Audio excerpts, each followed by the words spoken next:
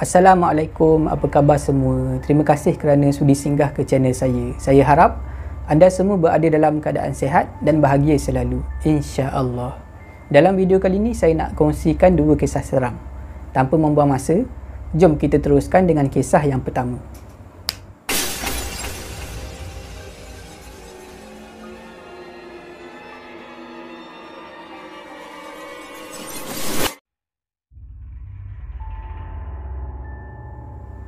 Kisah ni adalah hasil kiriman email daripada seorang penonton dengan nama samaran Apai. Macam biasalah. Bagi penonton yang dah biasa menonton video di channel ni, pasti dah biasa mendengar kisah-kisah daripada Apai. Tapi kisah kali ni agak berbeza daripada kisah-kisah sebelum ni.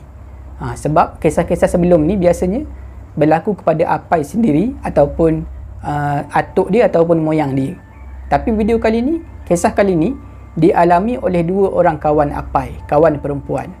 Nama samaran kawan perempuan Apai ni adalah Siti dan juga Meling. Kisah ni sebenarnya daripada Meling.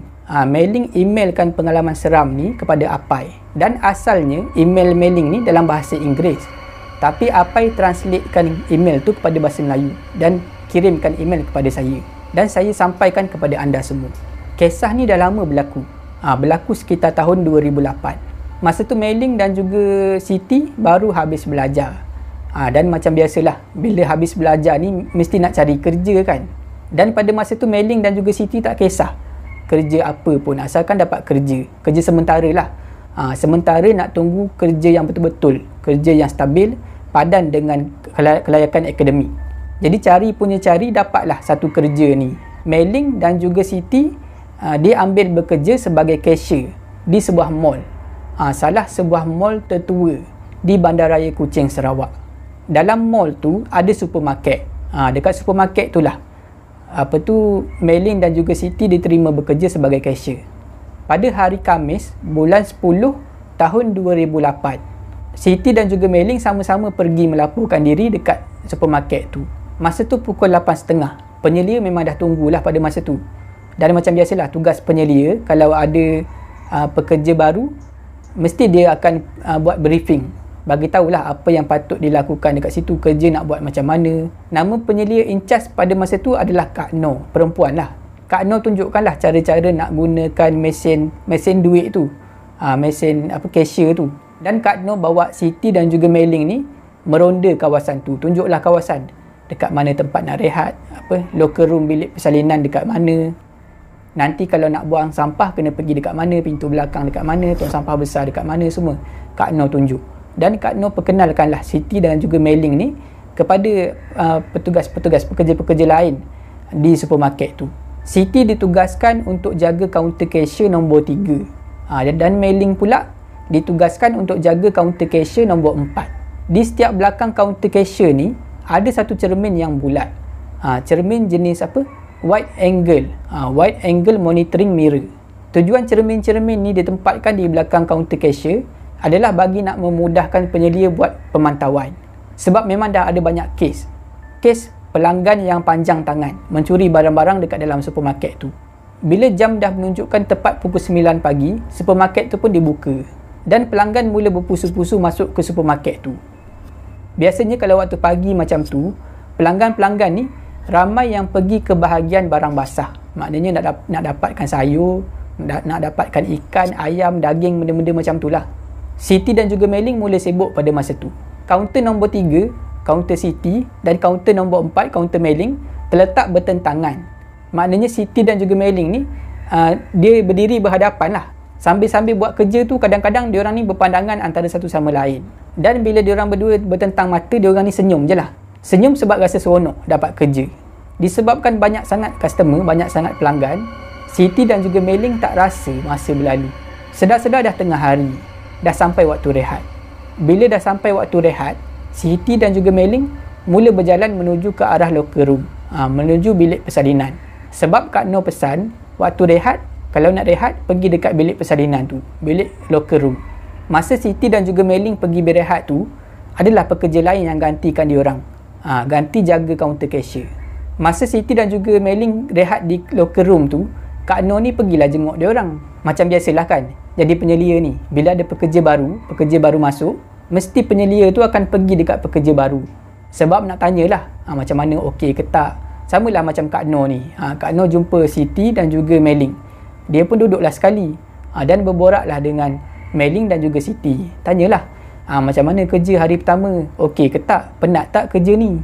Siti dan Mei-Ling pun jawablah, okey je Kak Noh, kerja dekat sini, boleh je. Lepas tu Kak Noh cakap, malam ni macam hari-hari sebelum ni lah, kita tutup pukul 10 malam. Dan Kak Noh nak pesan, malam ni kalau korang ternampak dia, kalau dia datang, korang buat tak tahu aje. Korang jangan risaulah, dia tak ganggu pun. Cuma dia memang suka mengusik budak-budak baru macam korang ni. Lepas Kak Noh cakap macam tu, dia terus bangun dan keluar daripada locker room tu. Siti dan juga Mei-Ling terpinga-pinga pada masa tu. Diorang langsung tak faham apa yang Kak Noh cakap tadi. Jadi Siti dan juga Mei-Ling cuma boleh berteka-teki saja, buat andaian sendiri. Mungkin Kak Noh nak bagi tahu kita, ada pelanggan kita yang jenis tak berapa betul kot. Tengok pekerja baru dia akan kacau. Macam itulah tanggapan Siti dan juga Mei-Ling pada masa tu. Bila dah habis waktu rehat, Siti dan juga Mei-Ling pergilah sambung balik kerja. Masa terasa cepat berlalu. Sedar-sedar dah malam. Dah pukul 9 malam. Bila jam dah menunjukkan tepat pukul 9 malam, pekerja-pekerja mula sibuk. Yang lelaki pergi dekat luar, ambil barang-barang yang display dekat luar tu, bawa masuk ke dalam. Dan yang perempuan pula sibuk mengemas dekat dalam, mop lantai, apa-apa yang patutlah. Dan pada masa tu, Siti dan juga Mei-Ling, dua orang pekerja baru ni, ditugaskan untuk buang sampah ke bahagian belakang mall. Siti dan juga Mei-Ling ikut je lah arahan tu. Ambil semua kotak-kotak yang dah tak pakai ni, plastik-plastik semua, kumpul, dan diorang mula berjalan menuju ke arah pintu belakang. Bila diorang tolak aja pintu belakang tu, tengok dekat luar, memang sangat-sangat gelap. Gelap sebab dekat belakang tu, ada satu aja lampu. Lampu jalan. Terletak di bahagian kanan. Dan lampu tu terletak sangat jauh daripada belakang pintu mall tu. Tong sampah besar pula, berada di sebelah kiri. Jadi cahaya lampu jalan yang jauh tu tak berapa nak sampai dekat situ. Masih lagi nampak jalan nak pergi ke tong sampah besar tu masih lagi nampak. Tapi memang suram lah. Nasib baiklah masa tu Siti dan juga Mei-Ling berdua. Jadi tak adalah takut sangat. Sedang Siti dan juga Mei-Ling berjalan perlahan-lahan menuju ke arah tong sampah besar tu, tiba-tiba Siti bersuara. Wah Mei, wanginya minyak wangi kau. Kau pakai minyak wangi jenama apa? Mei-Ling terkejut pada masa tu. Aku mana pakai perfume. Kau terhidu perfume kau sendiri kot. Lepas tu Siti pun cakap lah dekat Mei-Ling. Aku memang pakai perfume, tapi bau perfume aku tak macam ni. Masa tu Siti dah mula takut. Siti pun pegang tangan Mei-Ling. Mei-Ling pun tanyalah Siti, kau dah kenapa? Lepas tu Siti cakap, aku rasa takut lah. Diorang berdua pun terus berjalan. Berjalan menuju ke arah tong sampah besar tu. Bila diorang berdua dah dekat nak sampai dekat tong sampah tu, lebih kurang jarak 5 ke 6 meter, diorang terperasan sesuatu. Dekat belakang tong sampah besar tu, ada seorang perempuan sedang berdiri. Perempuan tu berdiri, seorang diri dalam gelap. Jadi memang pelik lah pada masa tu. Mei-Ling pada masa tu dia tak rasa apa-apa lagi. Dia fikir memang orang. Jadi Mei-Ling mula berbisik pada Siti. Mei-Ling cakap, inilah agaknya yang Kak Noh cakap tadi. Pelanggan yang gila. Masa tu, Siti masih lagi memegang tangan Mei-Ling. Dan Mei-Ling boleh rasa tangan Siti menggigil. Jadi Mei-Ling pun tanyalah Siti, kau ni dah kenapa? Tapi masa tu Siti tak boleh nak bercakap. Siti angkat tangan dia dan tunjuk ke arah kaki perempuan tu. Bila Mei-Ling tengok dekat arah kaki perempuan tu, Mei-Ling tak berapa nampak sebab keadaan dekat situ gelap. Tapi bila Mei-Ling fokus betul-betul, tengok betul-betul, barulah Mei-Ling nampak. Rupanya perempuan tu bukannya berdiri. Perempuan tu terapung di atas udara. Bila Mei-Ling dah nampak macam tu, Mei-Ling terus pegang tangan Siti dan terus berlari. Berlari menuju semula ke arah pintu belakang mall. Kotak-kotak, plastik semua diorang campak aja dekat situ. Bila dah masuk melalui pintu belakang mall tu, diorang terus berlari. Berlari menuju ke arah locker room. Bila dah masuk dalam locker room, dalam bilik persalinan tu, barulah Siti dan juga Mei-Ling berhenti berlari. Masa tu jangan cakap lah, Siti dan juga Mei-Ling ni memang tercungak-cungak. Tak sempat nak bernafas. Sebab laju sangat diorang berlari. Masa Siti dan juga Mei-Ling berlari daripada pintu belakang pergi ke locker room tadi, sebenarnya Kak Noh nampak daripada jauh. Kak Noh pun pergilah ke locker room. Bila Kak Noh buka pintu locker room tu, Siti dan juga Mei-Ling menjerit sebab diorang masih lagi ketakutan. Kak Noh cuma tersenyum pada masa tu. Dia tak tanya pun apa yang Siti dan juga Mei-Ling ni nampak. Sebab dia dah tahu Kak Noh pergi dekat diorang, Kak Noh gosok-gosok belakang diorang. Dan Kak Noh mula cakap, kamu jangan risaulah. Dia memang ada dekat situ. Dia tak akan ganggu kamu. Dia cuma nak tunjukkan diri, nak bagi tahu dia ada dekat situ. Masa tu pekerja-pekerja di supermarket tu dah ramai yang balik. Seorang demi seorang keluar daripada mall dan balik ke rumah masing-masing. Kak Noh, Siti dan juga Mei Ling adalah orang yang terakhir keluar daripada mall tu. Bila diorang bertiga dah keluar daripada mall, tiba-tiba Kak Noh terperasan. Siti ni berubah menjadi panik. Nampaklah muka Siti tu seolah-olah dalam keadaan yang panik. Jadi Kak Noh ni tanyalah, kenapa Siti? Siti pun bagi tahu Kak Noh, Kak Noh, saya rasa kunci kuartus saya tertinggal dekat dalam bilik di bilik persalinan tadilah, locker room tadi. Mei Ling terkejut bila dengar Siti cakap macam tu. Sebab Mei Ling dan juga Siti ni menyewa di kuartus yang sama. Kak Noh hanya menggelengkan kepala saja. Dan dia pun cakap, baik kamu pergi sekarang. Sebab kejap lagi Pak Gad datang, dia nak kunci tempat ni. Nanti korang dah tak boleh masuk. Bila dengar macam tu, Siti dan Mei Ling mula bergegas. Bergegas masuk semula ke dalam mall. Masa Siti dan juga Mei Ling masuk ke dalam mall, Pak Gad dah ada dekat dalam tu. Pak Gad pun tanyalah Siti dan juga Mei Ling ni, korang berdua ni nak pergi mana? Ada tertinggal barang ke? Siti pun jawablah, ya pakcik, tertinggal kunci dekat dalam locker room tu. Pak Gad tu hanya menggelengkan kepala saja. Siti dan Mei Ling pun terus menuju ke arah locker room. Dan bila dia buka pintu locker room tu, serta-merta diorang berdua terbau satu bau yang wangi. Bau tu sebiji macam bau dekat belakang tadi masa diorang nak pergi buang sampah tadi. Siti rasa nak menangis pada masa tu sebab ketakutan. Tapi apa boleh buat? Siti terpaksa beranikan diri pergi juga dekat locker dia. Buka locker dia dan ambil kunci kuartus tadi. Sebab kalau dia tak ambil kunci kuartus tu, dia dengan Mei Ling nak tidur dekat mana malam tu? Bila dah dapat kunci tu, Mei Ling dan juga Siti berlari keluar daripada locker room. Bila diorang berdua dah hampir nak sampai dekat depan, dah sampai dekat kawasan kaunter pada masa tu. Entah macam mana, Siti dan juga Mei Ling terpandang ke arah cermin. Cermin monitor yang bulat tu yang berada di belakang kaunter nombor 4. Kaunter tempat Mei Ling bekerja. Diorang berdua nampak dekat pantulan cermin bulat tu, di belakang diorang ada perempuan tadi. Perempuan dengan baju gaun yang lusuh, berambut panjang, berjalan terbongkok-bongkok dekat belakang diorang.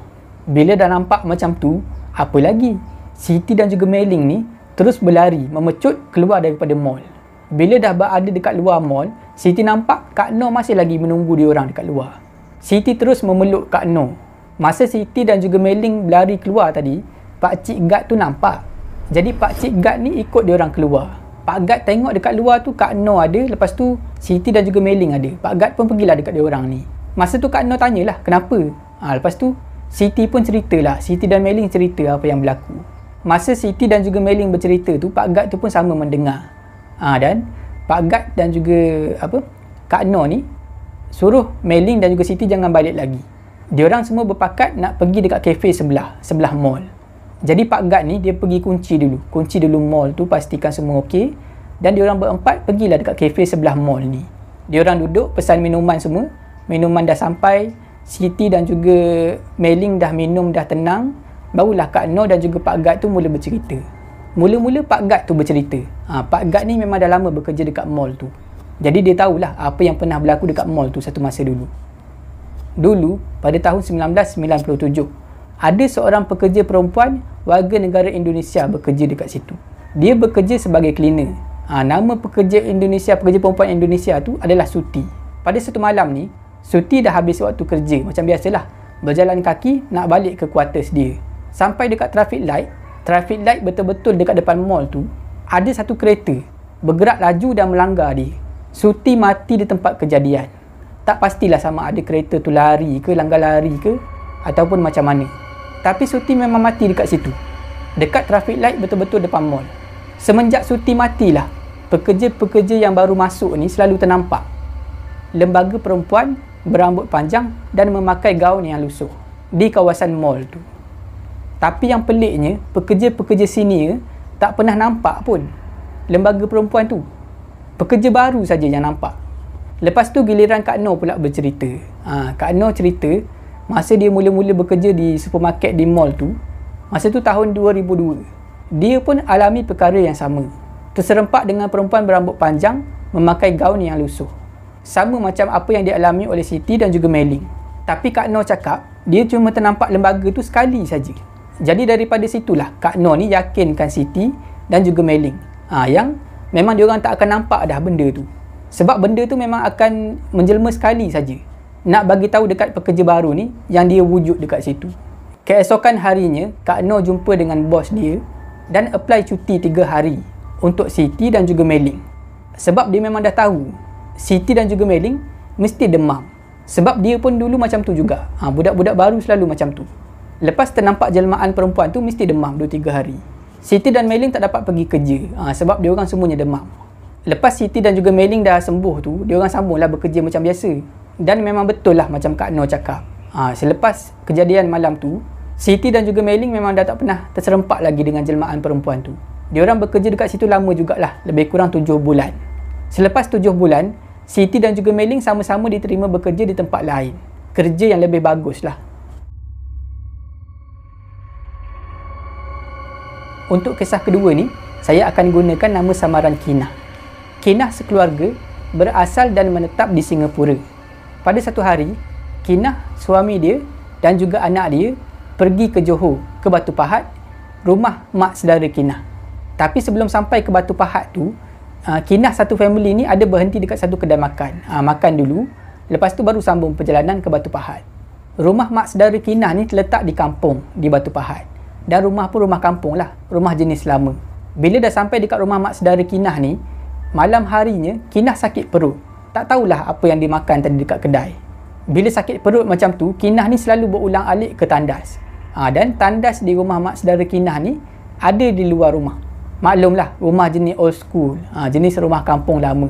Tandas memang ada dekat luar. Jadi Kinah ni selalulah keluar masuk daripada rumah melalui pintu belakang, berulang-alik ke tandas. Kinah mengalami cirit-birit dan agak teruk lah pada masa tu. Pada malam tu, rancangan asalnya Kinah sekeluarga dan juga keluarga mak saudara Kinah nak pergi ziarah rumah mak saudara Kinah seorang lagi. Rumah mak saudara Kinah seorang lagi ni memang terletak agak jauh lah daripada kampung tu. Tapi Kinah tak dapat nak ikut pada malam tu sebab perut dia terlalu sakit. Dia dah penat sangat-sangat berulang-alik ke tandas. Jadi Kinah terpaksalah tinggal dekat rumah seorang-seorang. Kinah terkilan juga pada masa tu sebab tak dapat nak ikut. Sebab Kinah pasti mak saudara dia yang seorang lagi tu dekat kampung lain tu dah masak banyak masakan untuk sambut Kinah sekeluarga. Tapi nak buat macam mana kan? Kinah dah sakit perut macam tu. Terpaksalah dia biarkan suami dia dan juga anak dia ikut mak saudara dia ni pergi ke rumah mak saudara dia seorang lagi tu. Malam tu lepas isyak lebih kurang pukul 9 malam, diorang semua pun naiklah kereta mak saudara Kinah ni. Suami Kinah sekali, anak Kinah sekali. Pergi satu kereta ke rumah mak saudara dia seorang lagi di kampung yang lain lah. Jadi kereta Kinah sekeluarga ada dekat depan rumah mak saudara Kinah. Tinggallah Kinah seorang-seorang dekat rumah. Masa diorang semua nak pergi tu, Kinah ni pergilah ke depan pintu. Lambai tangan, pesan bawa kereta elok-elok macam tu lah. Bila diorang semua dah pergi, dah jauh, dah hilang daripada pandangan, Kinah pun nak masuklah semula ke dalam rumah. Masa Kinah nak masuk semula dalam rumah tu, Kinah terperasan dekat dalam kereta dia dan juga suami dia, di bahagian belakang tempat duduk penumpang, ada satu lembaga sedang duduk. Kinah meremang pada masa tu. Meremang ketakutan. Sebab dia tahu dekat rumah tu cuma ada dia seorang saja. Bila dah nampak lembaga tu, Kinah cepat-cepat masuk dalam rumah.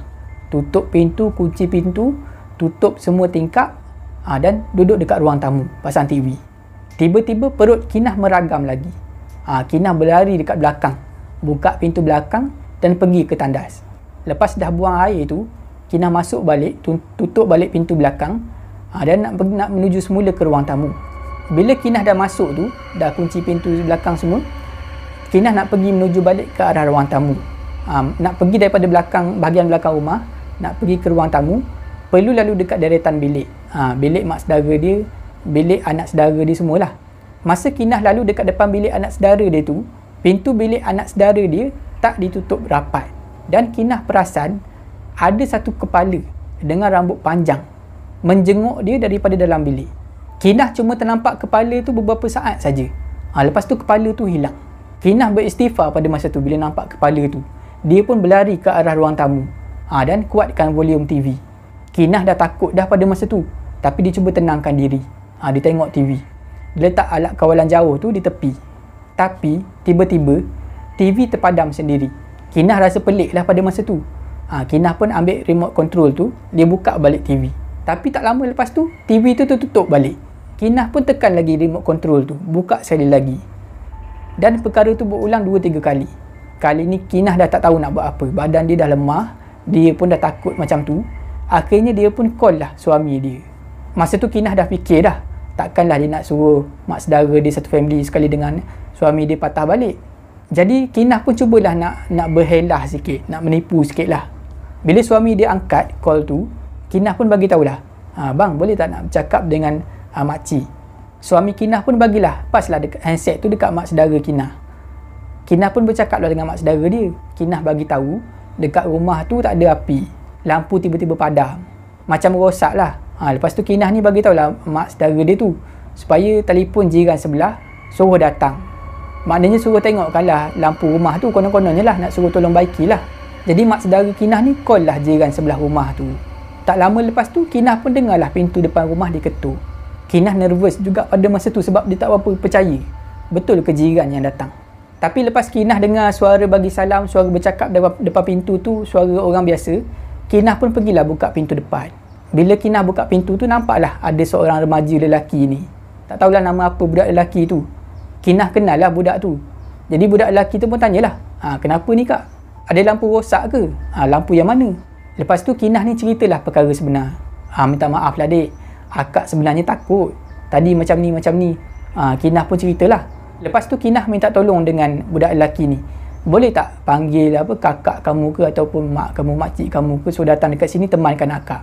Lepas tu remaja lelaki tu bagi cadangan dekat Kinah. Macam ni lah, kak, apa kata kalau kak ikut saya ke rumah saya je? Kinah pun setuju. Kinah pun pergilah kat rumah jiran makcik dia ni. Bila Kinah pergi dekat rumah makcik dia ni, Kinah pun berceritalah dekat semua orang yang ada dekat situ. Bila diorang semua dengar cerita daripada Kinah ni, diorang seolah-olah tak terkejut. Dan diorang mula bercerita kepada Kinah. Sebenarnya jiran Kinah ni dah banyak kali nampak ada jelmaan seorang perempuan berdiri di atas bumbung rumah. Tapi bila jiran makcik Kinah ni bercerita dekat makcik Kinah sendiri, makcik Kinah tak percaya. Jadi jiran makcik Kinah ni buat kesimpulan, mak saudara Kinah ni berkemungkinan ada membela sesuatu. Kinah terkejut juga bila dengar jiran tu cerita macam tu. Lama juga Kinah lepak di rumah jiran makcik dia ni. Sampailah keluarga Kinah balik semula ke rumah. Tapi Kinah tak ceritalah perkara ni dekat makcik dia ataupun suami dia. Dan semenjak daripada hari tu, Kinah tak akan berani lagi tinggal seorang diri di rumah makcik dia. Tak kiralah waktu siang ataupun malam. Setakat tu saja video saya pada kali ini. Saya harap anda semua terhibur. Jika anda suka dengan video ni, jangan lupa like, share dan komen video ni. Jangan lupa subscribe dan tekan butang loceng untuk dapatkan notifikasi video saya yang seterusnya. Bagi anda yang nak berkongsi kisah seram, boleh hantar ke alamat email yang tertera dekat bawah. Janganlah takut kepada makhluk, tetapi takutlah kepada pencipta sekalian makhluk. Semoga kita bertemu lagi di video saya yang seterusnya. InsyaAllah. Assalamualaikum.